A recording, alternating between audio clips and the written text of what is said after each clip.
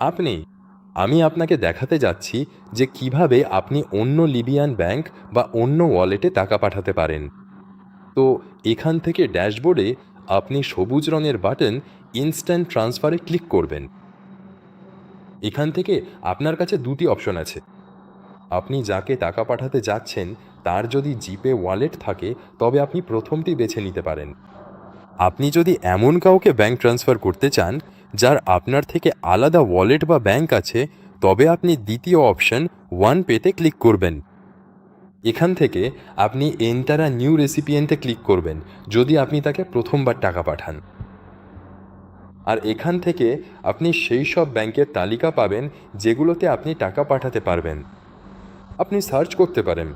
আপনি যদি এই তালিকায় ব্যাংকটি খুঁজে না পান তবে এর মানে হলো সেই ব্যাংকটি সমর্থিত নয়। তো আমরা এই ব্যাংকটি বেছে নেব।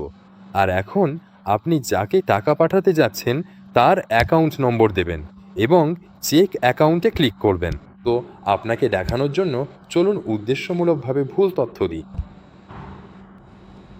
তো আপনি এখানে যেমন দেখছেন অ্যাকাউন্টের তথ্য ভুল হলে আপনি তাকে টাকা পাঠাতে পারবেন না। আর এখন আমরা আবার চেক অ্যাকাউন্টে ক্লিক করব।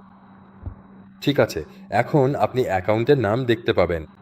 তো প্রাপককে টাকা পাঠানোর আগে সব সময় দুবার যাচাই করে নিশ্চিত হয়ে নিন যে আপনার সামনে আসা অ্যাকাউন্টের নামটি তার পাঠানো নামের সাথে মিলছে কিনা। আর এখান থেকে আপনি আপনার ব্যবহারযোগ্য ব্যালেন্স দেখতে পাবেন। আমার কাছে 100 দিনার আছে।